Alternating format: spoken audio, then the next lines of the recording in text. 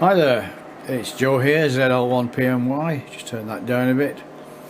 On the bench here for the second time is a Kenwood TS850S, and that came in quite a while ago with no receive, no transmit, and yeah, we thought we'll have a quick look at the gen board, the usual thing with the capacitors.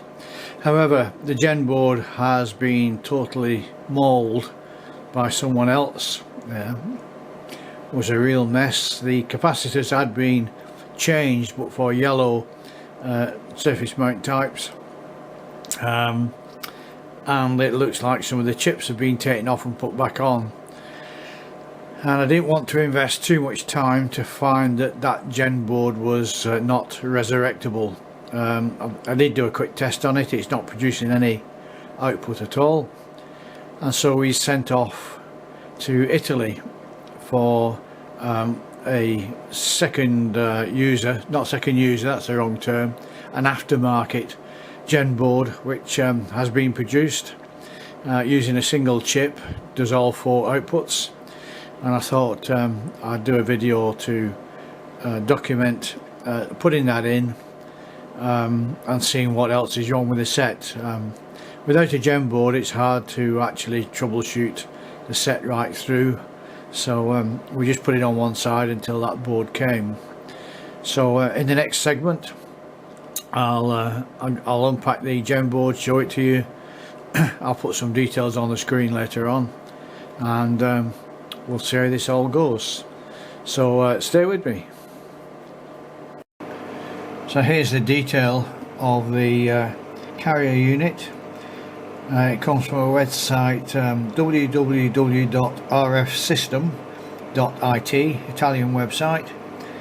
It's called an NG carrier unit, and we paid €145.9 plus €33 for postage, and that came down to $366 New Zealand.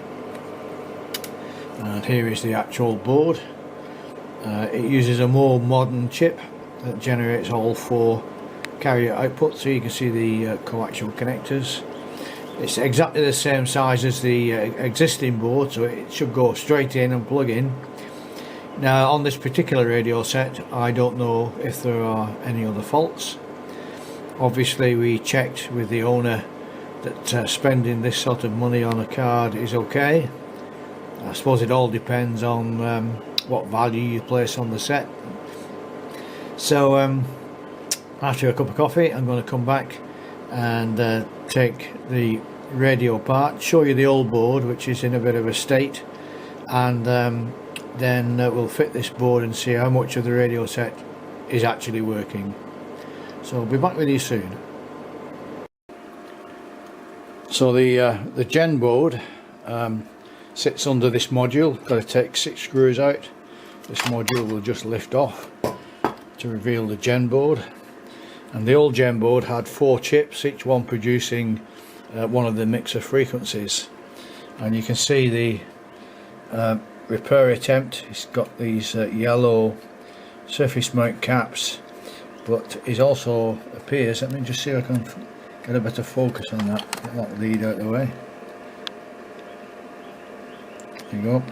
You can see there's a lot of soldering around at least one chip. Yeah, as I said, I don't want to invest a lot of time tidying all that up, putting the right caps in to find that that chip is jiggered, because these are no longer available, these particular chips. So we're going to just do a straight swap with the new gen board and switch it on and see what works and what doesn't. So stay tuned. Okay, so the new board is in, and as you can hear we've got receive. There's the new board working. The LEDs, I'll try and get a better focus on that. The one that's blinking is clock, and the one that's permanent is run, a run light to tell you the processor's running. And if you turn the tuning dial, then data is sent So the very left hand LED is the data coming from the main processor to the to program the synth board, and we don't appear to have an S meter working at the moment. I'm going to switch to TX now and go to transmit here and inject some audio as we're on sideband, and we've got TX output as you can see there, and get the connection to stay on the pin. There we go. And on the sorry on the test set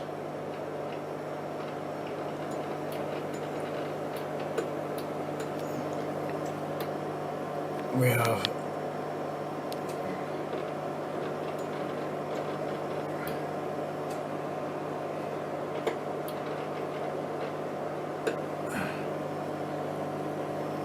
$80 89 watts.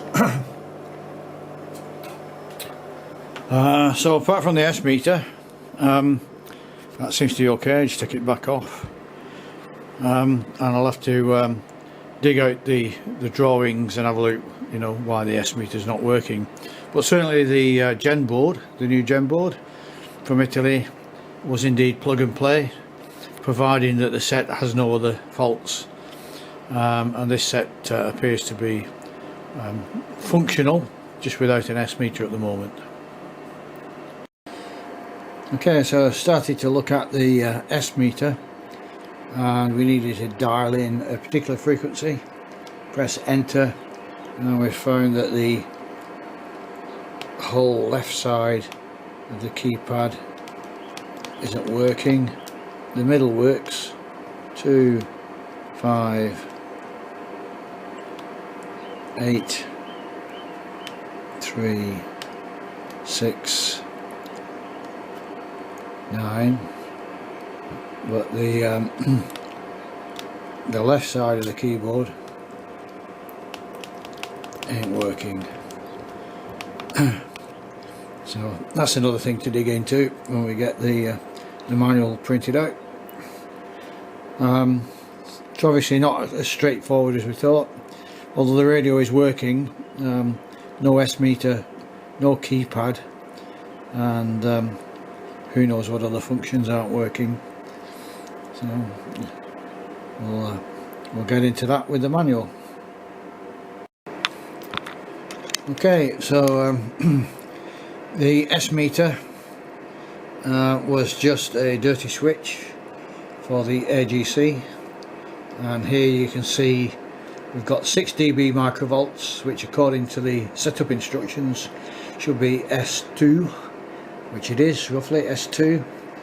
32 dB microvolts, I'll just dial that in. 32 dB microvolts should be S9, and that's just over. The keypad was basically, you'll see keypad working now. Press enter, press 1 and 0, really 0 and enter. Should go to 10 megs, which it does. That was the ribbon cable, and I've put a new one in, just happened to have one, so that's the new ribbon cable gone in. So as far as I can tell now, the set is fully operational. Sorry, I got the light scatter there. So ready to box up and contact the owner, tell him it's all done.